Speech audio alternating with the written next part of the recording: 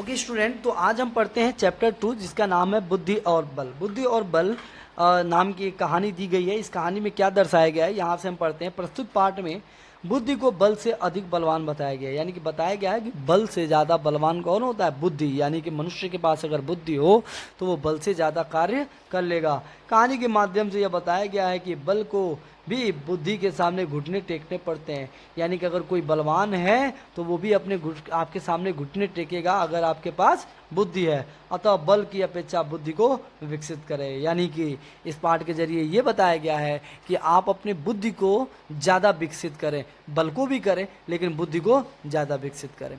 कह रहे एक किसान था, वो प्रतिदिन अपने बैल के साथ खेत में हल जोतता था। एक किसान था, वो क्या प्रतिदिन मतलब रोजाना अपने बैल के साथ खेत में हल जोतता था।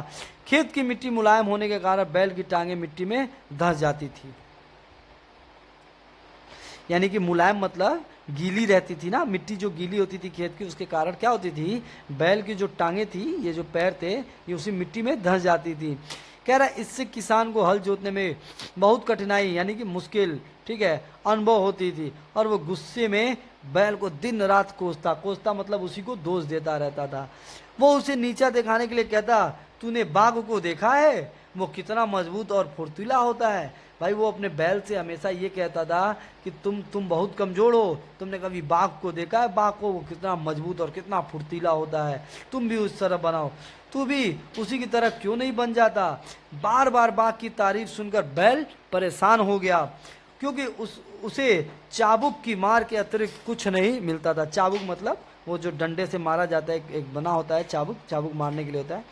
चाबुक की मार के अतिरिक्त कुछ नहीं मिलता था, यानी उस बैल को क्या केवल मार पड़ती थी, उसके अलावा उसको कुछ भी नहीं दिया जाता था। एक दिन तंग आकर बैल ने किसान से कहा, कल मुझे बाघ के पास ले चलना, फिर देखना कि हम दोनों में से कौन अधिक बुद्धिमान और शक्तिशाली है। भाई रोज रोज सुन सुनकर वो बैल पक गया था किसान से, तो उसने एक दिन जवाब दिया कि तुम मुझे कहाँ ले चलो, बाघ के पास ले चलो और वहां चलकर देख लेना कि बाघ बलवान है कि मैं बलवान हूँ, कौन दोनों में से ज्यादा शक्तिशाली है। अगले दिन किसान प्रातः बैल की बाघ की गुफा के पास ले गया। अगले दिन किसान प्रातः काल बैल को बाघ की गुफा के पास ले गया। जैसे ही बाघ को बैल की गंध आई, गंध मतलब महक आई, बदबू आई, वो गुफा से बाहर आया और बैल की तरफ लपका, मतलब उसको खाने के लिए, शिकार करने के लिए लपका। पर बैल अपने पैने सींग हिलाते हुए बोला, आज मैं युद्ध करने नहीं आया हूँ। बैल ने क्या कहा, ऐसे अपना सिर हिला दिया और कह रहा है भैया आज मैं युद्ध करने नहीं आया हूँ, 3 दिन तक तुम अपने दांत तेज करो और मैं अपने सिंग तेज करता हूं, तब हम दोनों का युद्ध होगा। ठीक है, बाघ राजी हो गई, मतलब मान गई। बैल ने कहा कि भाई आज तो मैं नहीं मुकाबला करूंगी, तुम एक काम करो, तुम 3 दिन का समय ले लो और तब तक तुम अपने दांत को क्या कर लो, और ज्यादा नुकीला और ताकतवर कर लो, और मैं अपने सींग को और ज्यादा ताकतवर बना लेती हूँ, उसके बाद हम लड़ेंगे। ठीक है, बाघ ने कहा ठीक है, और गरजता हुआ अपनी गुफा के अंदर लौट गया, और वो अपने अंदर लौट गया गुफा के। बाघ 3 दिनों तक अपने दांत तेज करता रहा, अंत में उसके दांत उस तरह से भी ज्यादा तेज हो गए, यानी कि बाघ तैयारी में जुट गया और वो अपने दांत को क्या लगा तेज खूब रगड़ने लगा पत्थरों में, जिससे उसके उस तरह मतलब वो जो हजाम के पास होते हैं, बहुत ज्यादा क्या होती हैं, बहुत ही ज्यादा नुकीली होती हैं, उससे भी ज्यादा तेज हो गए। बैल को अपने सिंग तेज करने में केवल 1 दिन लगा, बाकी दिन वो अपने शरीर पर घास की तह लपेटता रहा। यानी कि उसने क्या किया भाई, बैल ने क्या किया, 1 दिन में अपने सींग को तेज कर लिया और 2 दिन वो अपने क्या किया, अपने शरीर पर घास की तह लपेटने लगा, यानी घास को अपने शरीर पर क्या बांधने लगा। जब घास की परते का कवच काफी मोटा हो गया तो उसने कीचड़ में लौटकर अपने बदन पर चिपकी घास को तहों पर कीचड़ की परत चढ़ा ली, यानी कि घास को अपने शरीर पे खूब चढ़ाकर और कीचड़ में वो लेट गई, जिससे उसका शरीर क्या हो गया, पता ही नहीं चल रहा था कि उसमें क्या है, घास है। इस तरह उसका सारा बदन काले रंग से चिकने कीचड़ की परत से ढक गया, घास का एक भी तिनका बाहर से नजर नहीं आ रहा था। युद्ध के दिन बैल और बाघ दोनों ही निश्चित स्थान पर पहुंच गए। बाघ ने देखा बैल पूरी तरह कीचड़ से सना हुआ है। उसने बैल से पूछा, तुमने पूरे बदन पर कीचड़ क्यों लगा रखा है? बैल ने उत्तर दिया, मुझसे यह सड़ी गर्मी सहन नहीं होती, अतः मैं दिन में कई बार कीचड़ से नहाता हूँ।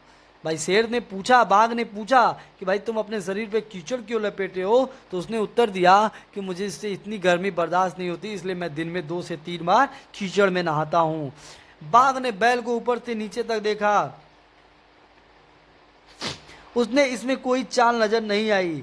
बैल ने कहा, पहले मैं जमीन पर लेट जाता हूँ और तुम 3 बार मुझ पर अपने दांत से प्रहार करोगे, फिर तुम जमीन पर लेट जाओगे और मैं 3 बार अपने सींग से तुम पर प्रहार करूंगा।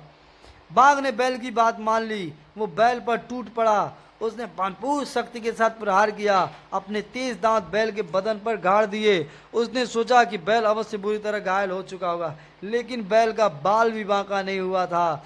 बाघ के दांत घास की तहों से आगे नहीं पहुंच पा रहे थे। तो ये था बुद्धि का परिचय किसका? बैल का। बैल को मामूली सी खरोच भी नहीं आई।